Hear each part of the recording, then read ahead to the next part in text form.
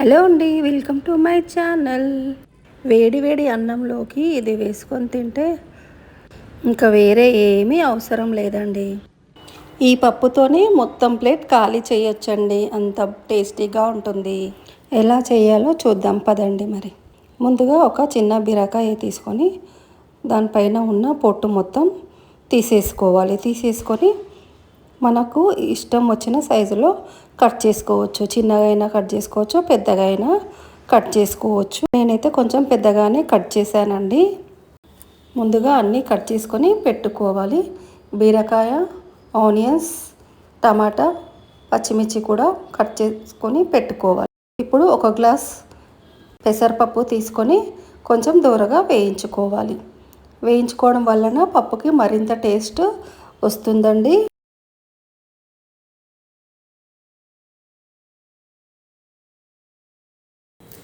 పప్పు వేగిన తర్వాత కొంచెం వాటర్ వేసుకొని పప్పుని బాగా కడగాలి. కడిగిన తర్వాత ఇప్పుడు మంచి వాటర్ పోసుకొని ఒక గ్లాస్కి 2 గ్లాసుల వాటర్ వేసుకొని అందులో కట్ చేసుకున్న ఆనియన్స్, పచ్చిమిర్చి, కరివేపాకు, టమాటాలు, కట్ చేసి పెట్టుకున్న బీరకాయ ముక్కలు, 1 టీ స్పూన్ పసుపు, కొంచెం జీలకర్ర, 1 టీ స్పూన్ కారం, కొంచెం ఆయిల్ వేసుకొని కలుపుకొని మూత పెట్టుకోవాలి.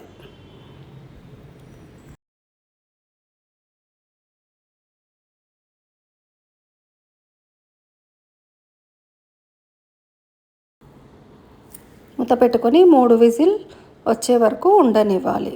ఇప్పుడు కుక్కర్ విజిల్ పోయిన తర్వాత చూద్దాం ఎలా వచ్చిందో. చూడండి, మెత్తగా ఉడికిందండి. పప్పు, బీరకాయ అన్నీ ఉడికాయండి.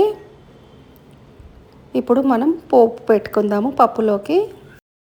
ఇప్పుడు పప్పులో ఉప్పు, కారం సరిపోయా లేదా చూసుకొని సరిపోకపోతే వేసుకోవాలి. నాకు ఉప్పు సరిపోలేదండి, నేను వేసాను. ఇప్పుడు పొయ్యి మీద కడాయి పెట్టుకొని అందులో ఆయిల్ వేసుకొని 1/2 టీ స్పూన్ ఆవాలు, 1/2 టీ స్పూన్ జీలకర్ర, 2 ఎండుమిర్చి కూడా వేసుకొని కొంచెం ఇంగువ కూడా వేసుకొని మనం పప్పులోకి వేసుకోవాలండి.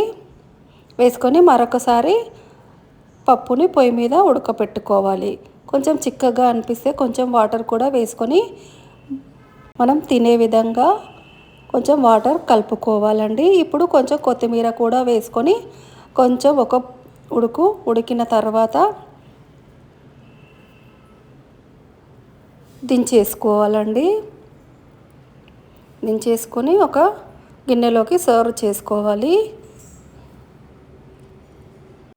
అంతే అండి, ఎంతో టేస్టీగా ఉండే బీరకాయ పప్పు రెడీ అయిందండి.